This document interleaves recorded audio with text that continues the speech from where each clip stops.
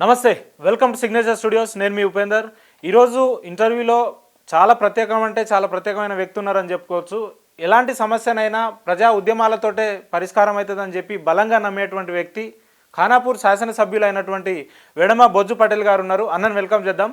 అన్న నమస్కారం. అన్న నమస్తే అన్న. బాగున్నారా అన్న? చాలా రోజులైంది అన్న మిమ్మల్ని గెలవక. రైట్ అన్న, మొదటిసారిగా ఎమ్మెల్యేగా పోటీ చేసినారు, దిగ్విజయంగా గెలిచి నిన్న అసెంబ్లీలో కూడా ప్రమాణ స్వీకారం చేసినట్టున్నారు. ఎట్లా అనిపిస్తుంది అన్న? చాలా సంతోషం అనిపిస్తుంది. ముఖ్యంగా ఈరోజు ఈ స్టేజ్లో ఉన్నానంటే కారణం రేవంత్ అన్న. ఓకే, ఎందుకంటే రేవంత్ అన్నకి ఎప్పటికీ రుణపడి ఉంటా. అదేవిధంగా నన్ను గెలిపించిన ప్రజలందరూ కూడా నేను రుణపడి ఉంటా. రైట్ అన్న, ఎంతో చాలామంది సీనియర్ నాయకులు ఉన్నప్పటికీ మీ నియోజకవర్గాల్లో కావచ్చు, పార్టీలో చాలామంది సీనియర్ నాయకులు లేదంటే మీ స్థానం నుంచి పోటీ చేసే అవకాశం ఉన్న నాయకులను కాదని చెప్పి మొదటిసారిగా రేవంత్ రెడ్డి గారు మిమ్మల్ని నమ్మి ఎమ్మెల్యేగా అవకాశం ఇచ్చినారు అని అంటే దీని వెనకాల ఏం జరిగి ఉంటుంది? ఏం లేదన్న, గత 33 సంవత్సరాల పాటు ఆ ప్రాంతంలో ఇచ్చినట్టే ఎమ్మెల్యే అభ్యర్థులు ఎవరు కూడా గెలవలేదు.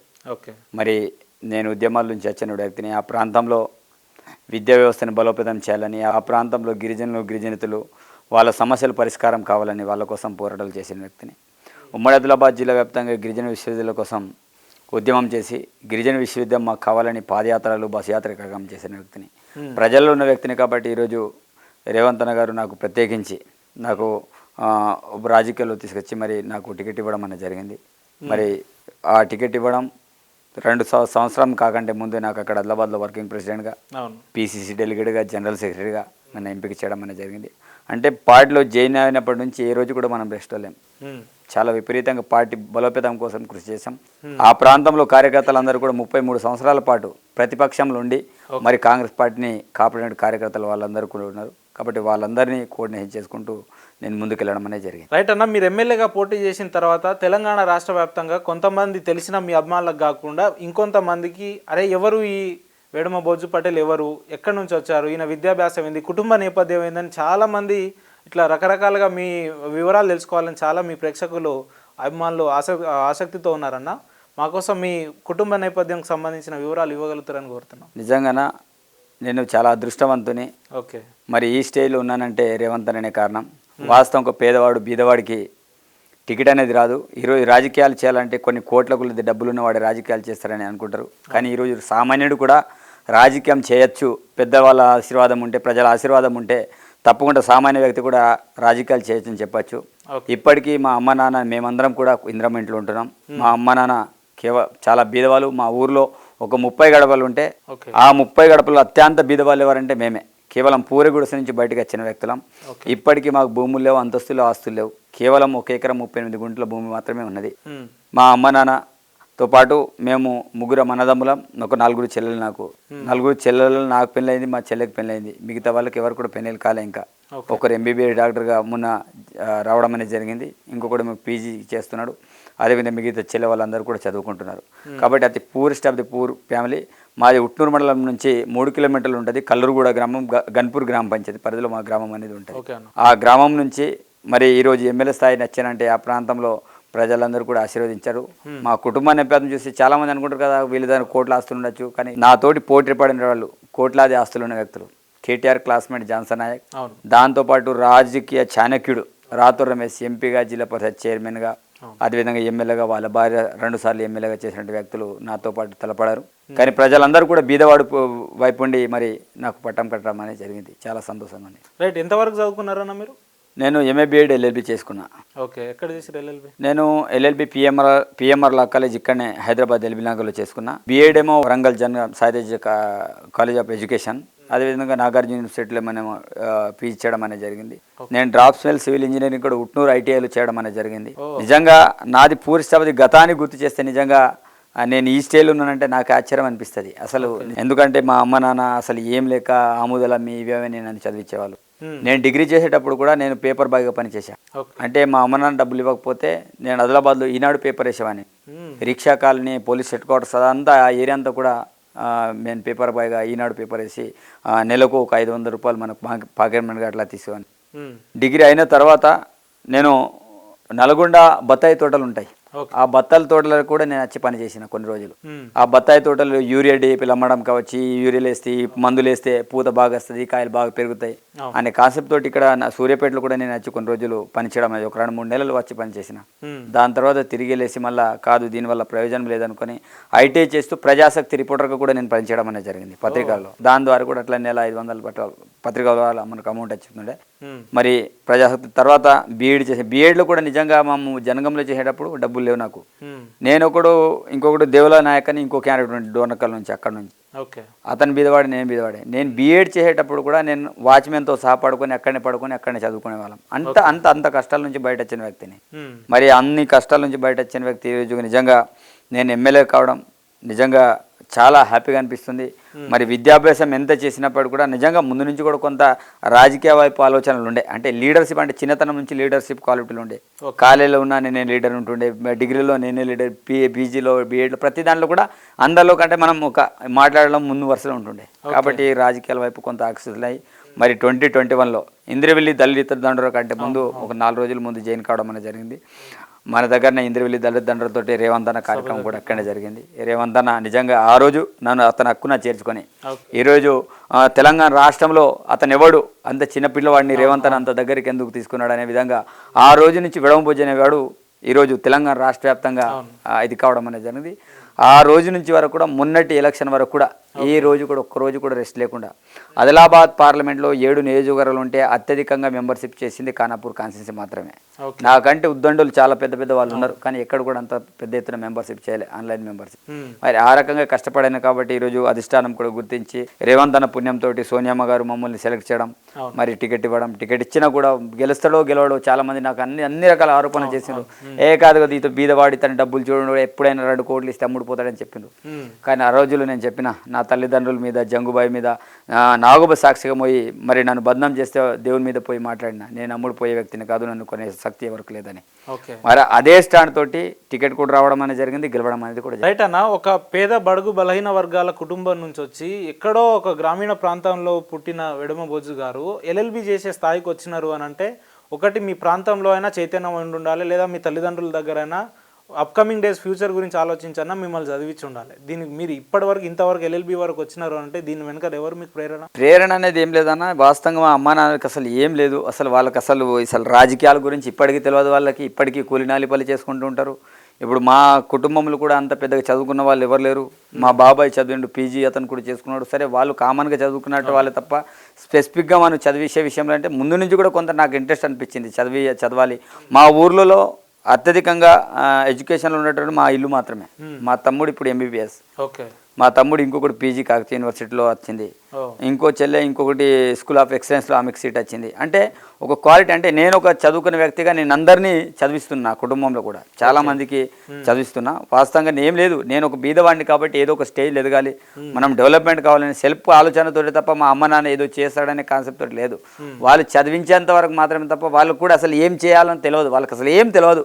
అసలు మా అమ్మ నాన్న అసలు తెలుగు కూడా మాట్లాడరాదు, అట్లాంటి పరిస్థితుల్లో మా అమ్మ నాన్న ఉన్నారు. రైట్ అన్న. పొద్దున్న లేస్తే పల్లెల్లో పట్టణాల్లో ఈనాడు పేపర్ వేసే వెడమబోజు గారు ఈరోజు ఇంత స్థాయిలో ఉన్నారు అని అంటే దీని వెనకాల ఉన్న కృషి ఎవరిది?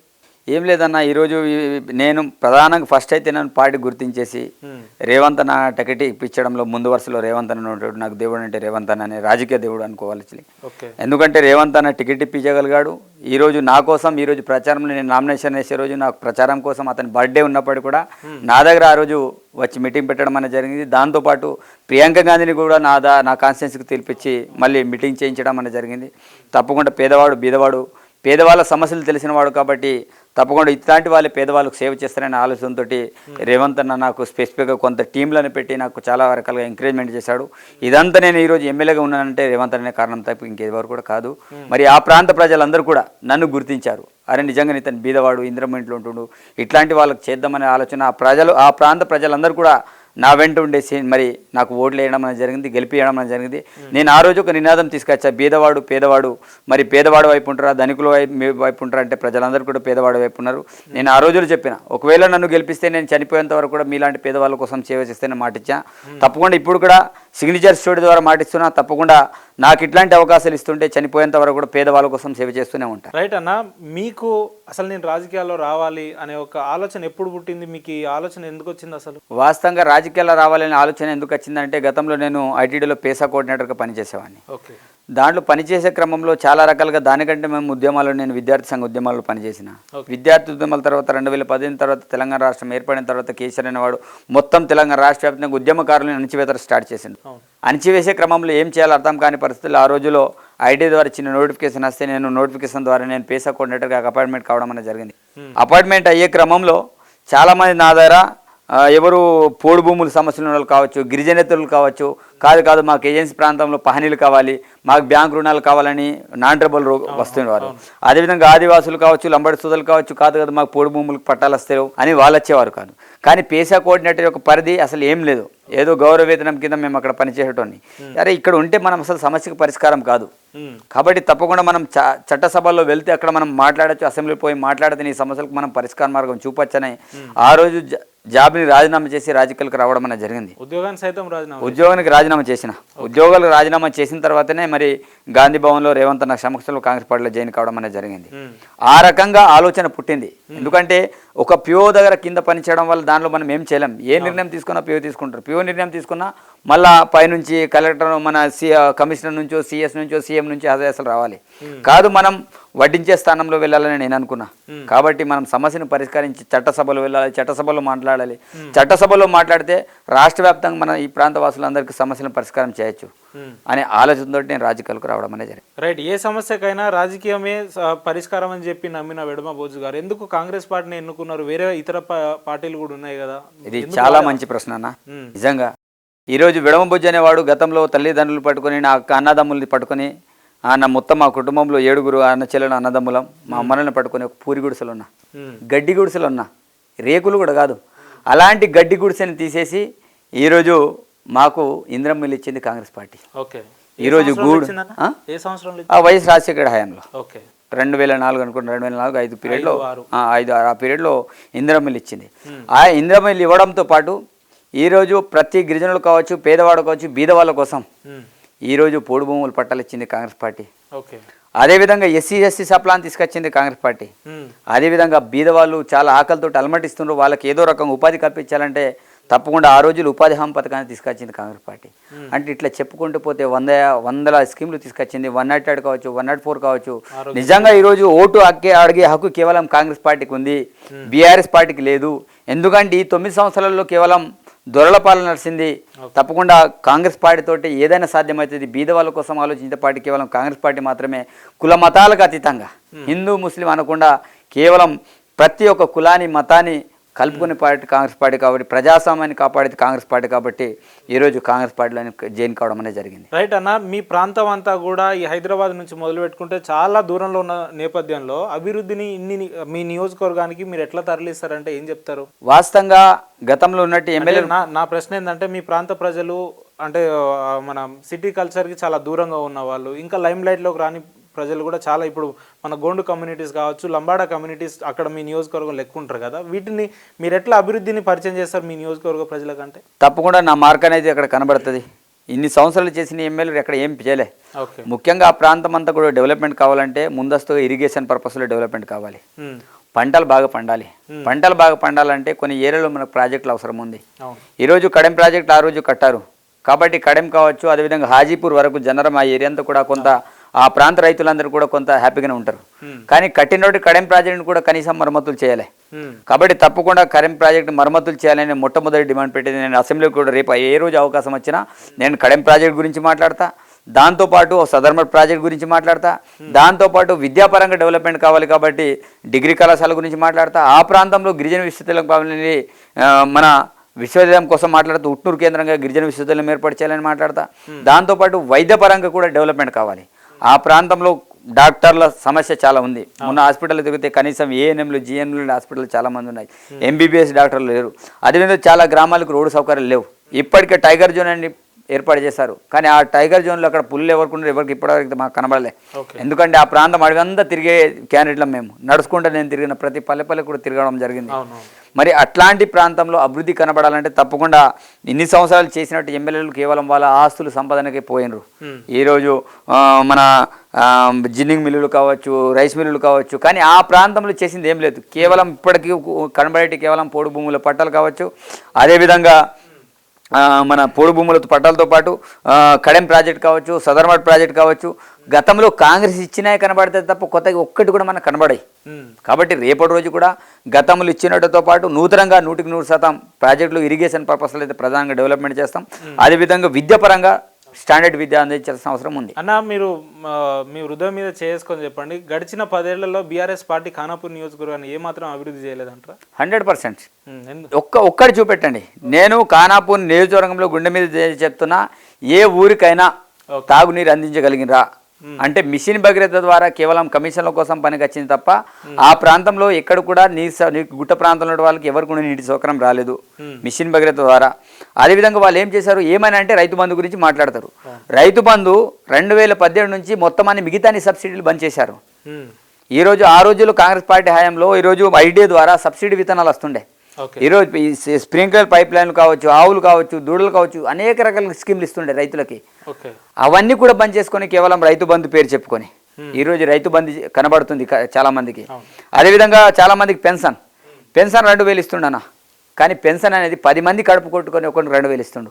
ఆ రోజు కాంగ్రెస్ పార్టీ 200 రూపాయలు చొప్పున పెన్షన్ ఇచ్చేది. 400 రూపాయలతో అంటే భార్య భర్తలకి తెలిసి 400 రూపాయలు వస్తుండే నెలకు పెన్షన్, నెల పెన్షన్ వస్తుండే. ఆ రోజుల్లో 200 రూపాయలు 2000తో సమానం. కానీ ఈరోజు కేసీఆర్ ఇచ్చే 2000 రూపాయలు ఈరోజు ఎవరికి సరిపోతలేవు.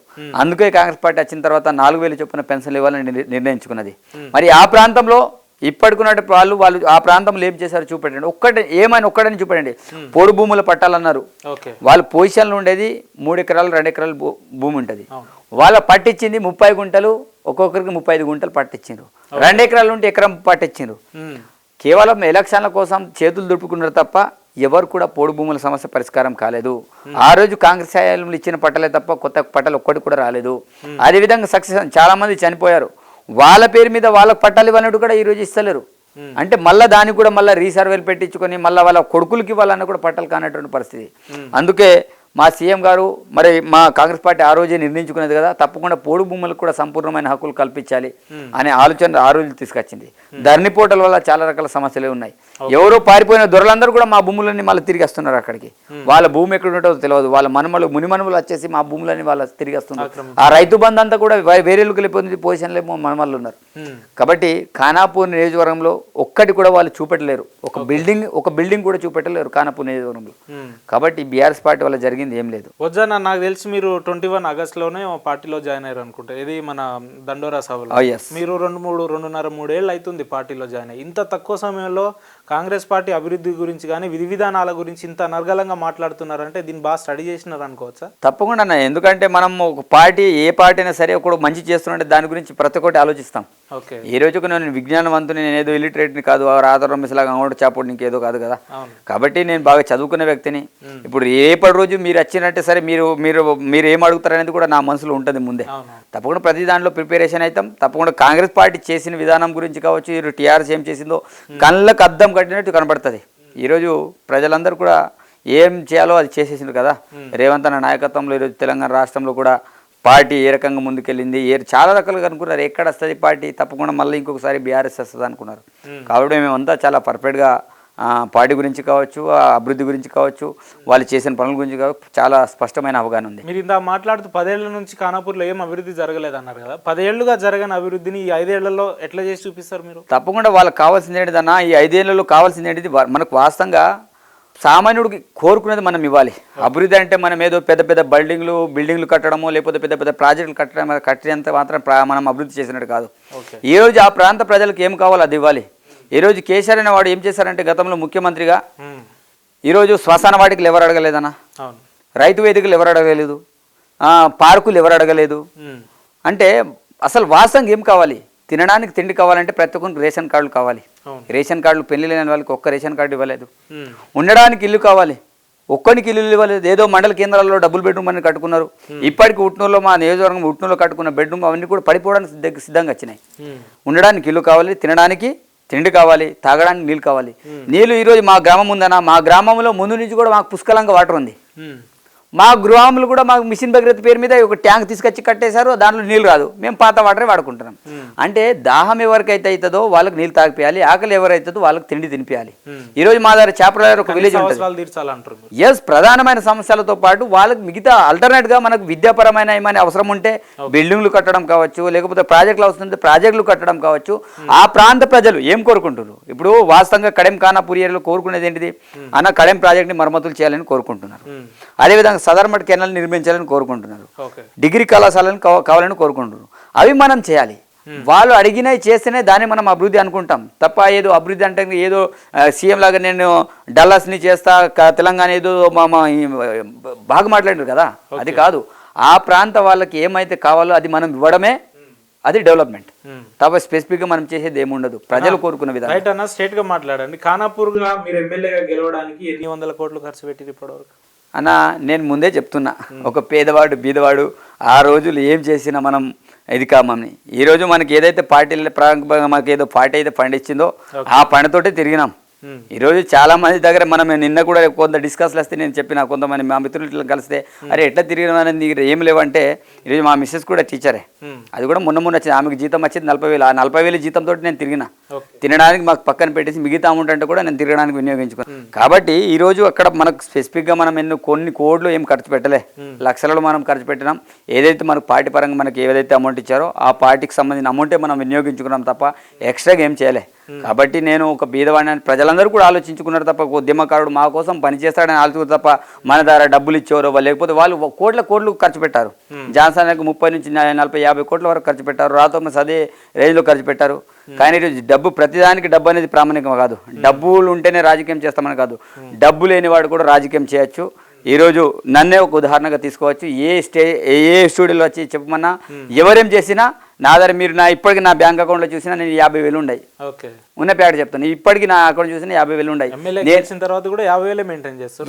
ఇప్పటికి నాకు అకౌంట్లో చూడండి, ఇప్పటికి చూపెట్టమంటే చూపెడతా, 50,000 నా అకౌంట్లో లేవు. అన్న, ఈ రోజు రేపట్లో సార్వత్రిక ఎన్నికలు అంటే 100 కోట్ల రూపాయలతో ముడిపని ఉన్న నేపథ్యంలో వెడమబోజు గారు కేవలం లక్షల్లో ఖర్చు పెట్టి ఎట్లా ఎమ్మెల్యే గెలిచిండు? లక్షల్లో ఖర్చు పెడితే అంటే ప్రజల ఉదయాలు ఉండాలన్నా. వీళ్ళతోటి ఈరోజు ప్రతి ఒక్కరు కూడా ఈరోజు మనం ముందు మాట్లాడే అన్ని నిజాలు మాట్లాడుతున్నారు, ఏదో కెమెరాల ముందు చెప్పాలి. కెమెరాల ముందు కాదు, నిజాలే మాట్లాడదు. దీని మీద దేని అబద్ధాలు చెప్పాల్సిన అవసరం లేదు. చాలా మంది అనుకున్నారు కాదు ఇతనికి ఏమో 1,000 కోట్లు ఇస్తారు. దేని మీద ఇస్తారు?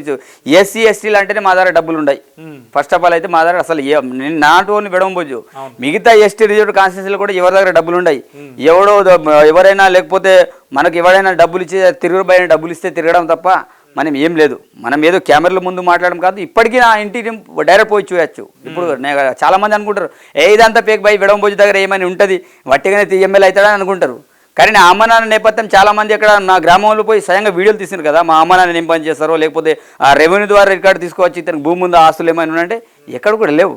ఇప్పుడు ఆస్తులు ఉంటే ఏమైనా ఇన్కమ్ సోర్సెస్ ఉంటుంది కదా, మన డబ్బు ఉన్నదని చెప్పడానికి. నేను చెప్తున్నాను కదా, ఓపెన్గా చెప్తున్నా, మా మేడంకే జాబ్ ఉంది, టీచర్. అది కూడా 2020లో జాబ్ వచ్చింది. ఇది 23 జాబ్ వచ్చి 3 సంవత్సరాలు అవుతుంది. వాళ్ళ బేసిక్ పే ఎంతో 40,000 జీతం, అంతే తప్ప మనకి ఏం లేవు. ఆమె వచ్చి జీతమే తప్ప ఇంక వేరే కొత్తది ఏం లేదు కదా. ఇప్పుడు నేను ఎమ్మెల్యేను కాబట్టి ఇప్పుడు ఏదైతే ఎమ్మెల్యేకి ఇచ్చే జీతం నాకు ఉంటుంది, దాని తప్ప ఇంకేది కూడా ఉండదు. కోట్లలో ఎట్లా సంపాదిస్తారు? నా కోట్ల అవసరం లేదు. ఇప్పటికి నా లక్ష్యం ఒకటే, ఆ ప్రాంత ప్రజల్ని డెవలప్మెంట్ చేయాలి. నాకు ఇప్పటి వరకు కూడా నేను ఇంత ఎమ్మెల్యే అయినప్పుడు కూడా నేను బాగా ఆర్భాటాలతో ఉండాలి, ఇంకేదో చేయాలనే కాన్సెప్ట్ కాదు. మీలాంటి పెద్దవాళ్ళు ఏమైనా మాకు సహాయం చేస్తే తప్పకుండా వాళ్ళవి తీసుకుంటాం, పోయి పని చేస్తాం. ఆ ప్రాంత సమస్యలన్నీ కూడా తప్పకుండా మా సీఎం దృష్టికి తీసుకెళ్తాం, అదేవిధంగా మినిస్టర్ల దృష్టికి తీసుకెళ్తాం. తప్పకుండా వాళ్ళ ద్వారా నాకు నేను డెవలప్మెంట్ కావడం కాదు, ఆ ప్రాంతం డెవలప్మెంట్ కావాలి. ఆ ప్రాంత వాళ్ళందరూ కూడా సంతోషంగా ఉండడమే. వాళ్ళు సంతోషంగా ఉంటే నేను సంతోషంగా ఉండే. నాకు ఉండడానికి ఇల్లు ఉంటే సరిపోతుంది, తిరగడానికి కారు ఉంటే సరిపోతుంది. నాకు అంతస్తులు బంగ్లాలు ఏం అవసరం లేదు. సంపాదన మీద నాకు అసలే లేవు. రైట్ భోజన, మీ నియోజకవర్గంలో కేటీఆర్కి చిన్ననాటి మిత్రుడైనటువంటి జాన్సన్ నాయక్ని కాదని చెప్పి, ఆయన అమెరికాలో చదువుకున్నాడు, 1,000 కోట్లు సంపాదించిండు, ఆయనను కాదని చెప్పి మీరు ఇందాక మాట్లాడారు 1 ఎకరం 30 గుంటలే ఉంది నాకనని.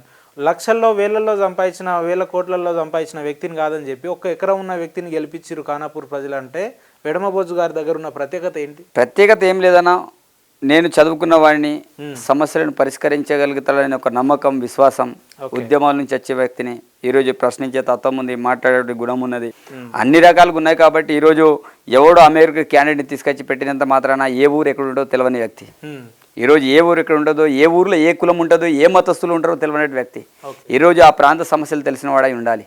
ఏ రోజు ఆ ప్రాంతంలో ప్రతి మారుమూల ప్రాంతంలో ఏ ఎమ్మెల్యేల గ్రామాలకు నేను వెళ్ళినా, ప్రతి ఒక్క విలేలో మనం బండిపోదంటే నేను నడుచుకుంటే వెళ్ళిన గ్రామాలు చాలా ఉన్నాయి. ఈరోజు ఇస్లాంపూరే కావచ్చు, దోమదరి కావచ్చు, రాయదరి కావచ్చు, ఈ విలేలు అసలు పేర్లు కూడా తెలియవు కొందరికి. అయితే ఆ మిద్దెల తిమ్మాపూరే కావచ్చు, ఈ విలేల పేర్లు అసలే తెలియవు. అట్లాంటి కీకారణం కూడా నేను వెళ్ళడం అనేది జరిగింది. అంటే ఆ రకంగా సమస్యలు, ఆ ప్రాంతంలో సమస్యలు తెలిసిన వాడిని కాబట్టి, ఆ ప్రాంతంలో పుట్టినవాడిని కావచ్చు. కాబట్టి ఈరోజు నేను చనిపోయినా అదే ప్రాంతంలో చనిపోతా, అదే ప్రాంతంలో ఖననం చేస్తారు, అదే ప్రాంతంలో ఉండేవాడు. అదే జాన్సన్ నాయక్ నేను ఆ రోజుల్లో కూడా చెప్పిన, అతను గెలిచినా ఇక్కడ ఉన్నాడు, ఓడిపోయినా ఇక్కడ ఉన్నాడు, అమెరికా పారిపోతాడని. ఈరోజు నేను చనిపోయినా ఖననం చేసేది అదే ప్రాంతంలో, అదే జాన్సన్ నాయక్ ఉన్నా పోయినా అతన్ని ఏదైతే సొంత ఊరు మెట్టపల్లి లేకపోతే అమెరికా ఇక్కడ పారిపోయేవాడిని ఆ రోజుల్లో చెప్పినా, తప్పకుండా గెలిచిన తర్వాత ఆల్రెడీ అమెరికా పారిపోవడం అనేది జరిగింది కూడా. ఆల్రెడీ మీ ప్రత్యర్థి అమెరికా వెళ్ళిపోయిందా? వెళ్ళిపోయాడు ఆల్రెడీ. మేము ఆ రిజల్ట్ రోజు టికెట్ బుక్ చేసుకున్నాడు, అదే రోజు టికెట్ బుక్ చేసుకున్నాడు, ఎప్పుడో వెళ్ళిపోయాడు. అన్న, ప్రజల్లో ఉన్న అభిప్రాయం ఈ రోజుల్లో ఒక ఎమ్మెల్యే అంటే గెలవక ముందు నిత్యం ప్రజల్లో ఉంటాడు, ఊర్లలో ఉంటాడు, కలిసి మాట్లాడతాడు. ఒకసారి ఎమ్మెల్యే అయిపోయిన తర్వాత పెద్ద పెద్ద ఇన్నోవాలు, ఫార్చునర్లు వేసుకొని పట్టణానికి వెళ్ళిపోతారు, హైదరాబాద్ వెళ్ళిపోతారు అనే ఒక భావన ఉంది. ఇప్పుడు వెడమబోజు గారు కూడా గెలిచిపోయిన తర్వాత ఇక ఫార్చునర్లు, ఇన్నోవాలు వేసుకొని హైదరాబాద్లోనే ఉంటారా, పల్లెలకు కూడా వెళ్తారా? ఈరోజు నేను ఫార్చునర్లతోటి, ఇన్నోవాలతోటి తిరగడం అనేది కాదు ముఖ్యం. ఈరోజు అందరికంటే డిఫరెంట్గా ఉంటా. సరే, నాకు తిరగడానికి బండి అనేది అవసరం, అది మాకు నేను నిన్ననే తెలుసుకోవడం జరిగింది. కంపల్సరీ నాకు బండి అయితే అవసరం ఉంటుంది, ఏదో రకంగా బండి తీసుకోవాల్సిందే. మన తిరగాలంటే బండి అవసరమే. బండి తీసుకోవడంతో పాటు ఈరోజు అందరు ఎమ్మెల్యేలు చాలామంది అనుకుంటారు అది ఎమ్మెల్యే అయిపోయినాక ఒక రకంగా ఉంటారు, ఎమ్మెల్యే అయిన తర్వాత మరో రకంగా ఉంటాడు. కానీ వెడమబోజు అని అట్లాంటి వాడు కాడు. మీరే చూస్తారు, ఖానాపూర్ అంటేనే తెలంగాణలో డిఫరెంట్ కాన్స్టిట్యున్సీ ఖానాపూర్. ఈరోజు 3 జిల్లాలకు అనుసంధానం ఉంటుంది ఖానాపూర్. నాకు 3 కలెక్టర్లు ఉంటారు, 3 ఎస్పీలు ఉంటారు నాకు. కాబట్టి ఖానాపూర్ అంటే డిఫరెంట్. కాబట్టి 3 డిఫరెంట్ సమస్యలు, ఒకవైపు ఏజెన్సీ ఉంటుంది, ఒకవైపు ప్లేన్ ఏరియా, ఒకవైపు టైగర్ జోన్ ఉంటుంది. కాబట్టి నేను ఏమంటున్నా, నేను ప్రజలతోటే ఉంటా, వాళ్ళతోటే పడుకుంటా, వాళ్ళతోటే తిరుగుతా, అవసరమైతే పల్లెటూళ్ళని పడుకుంటా. అదేవిధంగా నెలకు ఒకసారి నేను ప్రజా దర్బార్లు పెడతా. తెలంగాణ రాష్ట్రంలోంచి ప్రజా సర్కార్ ఏర్పాటు కావడం జరిగింది. కాబట్టి నేను 100% చెప్తున్నా, ప్రతి వారం ఈరోజు ఒక మండలంలో దర్బార్ పెట్టుకుంటే నెక్స్ట్ ఇంకో మన ప్రజా సమస్యల మీద ఆ ప్రాంత ఆఫీసర్లందరినీ కూడా పిలిపిస్తా. అప్పటిదప్పుడే సమస్యల పరిష్కారం కావాలి, సెకండ్ సారి నా దగ్గర రావద్దు. ఆ రకంగా 100% ఒక మార్క్ తీసుకొస్తా, డెవలప్మెంట్ చేస్తా, ఎవడు కూడా బాధపడదు. ఇంకొకటి, 24 గంటలు అందుబాటులో ఉంటా. రాత్రి 3 గంటలు మీరు నాకు ఫోన్ చేయండి, నేను రెస్పాండ్ అయ్యే వ్యక్తిని. కాబట్టి నేను ఇప్పుడు కూడా చెప్తున్నా, నా దగ్గర రికమెండేషన్లు ఎవరికి కూడా నడవాయి. ఏ రోజు ఎంపీపీని పట్టుకొచ్చుకొని మా చుట్టాల బంధువులు తనకి ఇల్లు కావాలి, లేకపోతే ఇంకెవరి ద్వారా రికమెండేషన్లు కాదు. ఈరోజు ప్రజలందరూ కూడా స్వచ్ఛగా నా దగ్గర రావచ్చు. ఈరోజు నన్ను సార్ అని పిలవాల్సిన అవసరం లేదు, తమ్ముడు, అన్న అనే వరుసలో పిలిచినా నేను సాటిస్ఫాక్షన్ అవుతా. నాకు అతి చిన్న వయసుని కాబట్టి చాలామంది నన్ను సార్, అబ్బాజీ ఇట్లా అనాలి, ఏం ఆలోచన పెట్టుకోవాల్సిన అవసరం లేదు. నేను ఒక సామాన్య వ్యక్తిలాగానే ఉంటా, సామాన్యుడిలాగానే ఉంటా, అందరితో కలిసిమెలిసి ఉంటా. ఇప్పటికీ నా ఇంటికాడ వచ్చినా నేను అందరితో పాటు ఇట్లా కామన్గా చేరు, నాకు సపరేట్గా చేరు ఉండదు. నేను అందరితో పాటు కూర్చుంటా. ఇప్పటివరకు నాకు కలిసేటువంటి వాళ్ళని కూడా కామన్గా అందరిగానే కూర్చొని మాట్లాడతా, అందరితోటి కలిసి తింటా. నేను ఎక్కడ కూడా విఐపి ఫుడ్, విఐపి సెక్షన్ నాకు ఏమి ఉండయి. అందరు సమానం. నా ఇంటికాడ వస్తే అందరు నా దేవుని బెడ్రూమ్ వరకు కూడా నా దగ్గర వస్తూనే ఉంటారు కలవడానికి. అంత ఫ్రీడమ్గా ఉంటా. నేను ఎట్లాంటి రిస్ట్రిక్షన్ నా దగ్గర ఉండయి. బొజ్జన్న, నాకు తెలిసి మేము ఈ మీడియా ఫీల్డ్లో 2.5-3 ఏళ్ళుగా ఉన్నాం.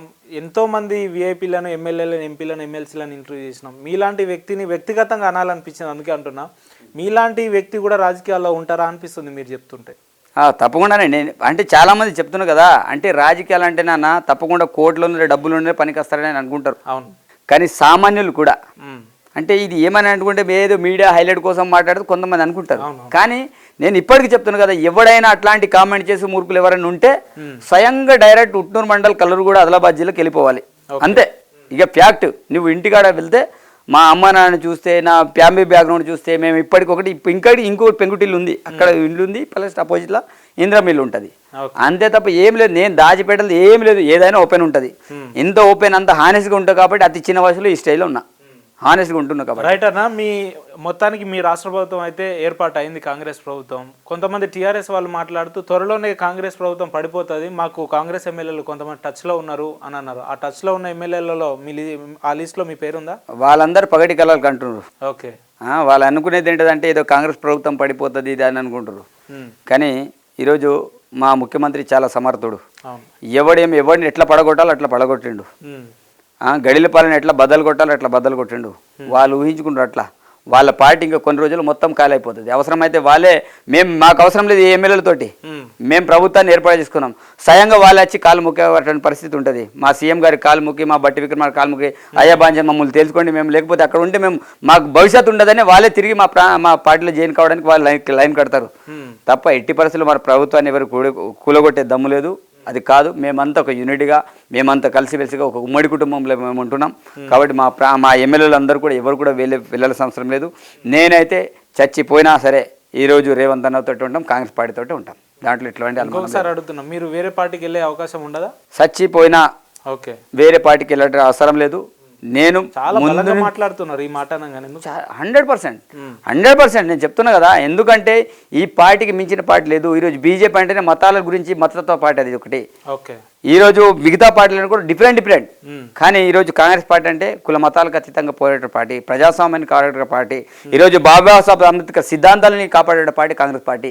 కాబట్టి బాబాసాహెబ్ అంబేద్కర్ అంటే నాకు ఇష్టం, కుమ్రం భీమ్ అంటే నాకు ఇష్టం.